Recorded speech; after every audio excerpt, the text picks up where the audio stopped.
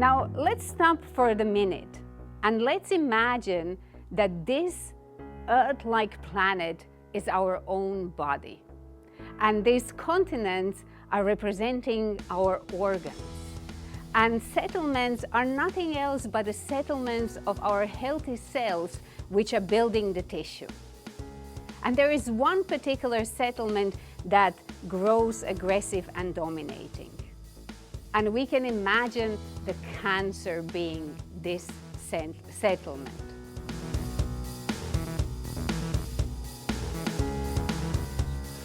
And each has actually made a very important statement about the university and about our fundamental belief that, quite simply, gender equality is a right for all, and it's a fundamental right that we believe that we stand for very firmly in the university.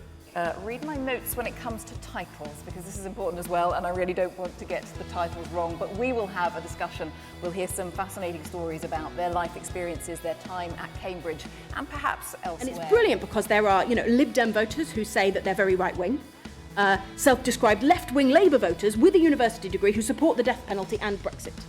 And it's a brilliant reminder of how unpredictable individual people are. Our tendency, in fact, our need when we're looking at statistical models to think about averages blurs away the edges of individual variation.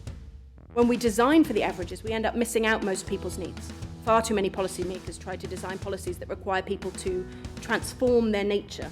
Was how far women in power are still, and I'm putting this in inverted commas, tarred with the brush of Medusa. Even Theresa May has been called the Medusa of Maidenhead, which seems extremely unlikely. Me Too did not exist when I wrote this book, and it was just happening when it was published.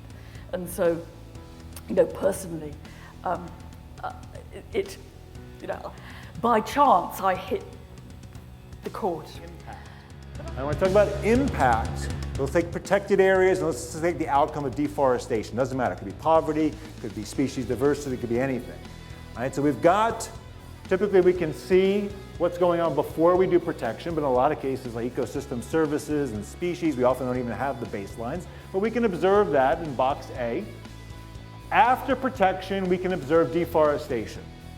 And I was able to set a record for 5.5 hours in a spacewalk while circling the globe, 90 minutes at a speed of 17,000 miles an hour. No window in the airplane, just you in the spacesuit. Did you know what that is? 1960s, the first selfie in space.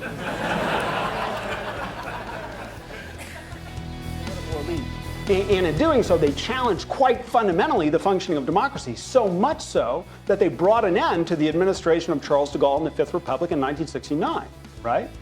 So we're talking about a huge revolution in the streets.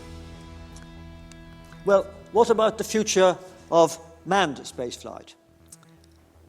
As miniaturization and AI advance, there's less need to send people into space.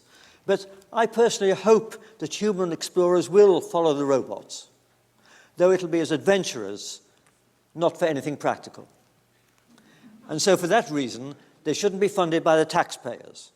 The private enterprise efforts in space, like SpaceX, Blue Origin, and the rest, they can cut costs, they could tolerate higher risks than NASA or ESA can inflict on publicly supported astronauts and do it on the cheap.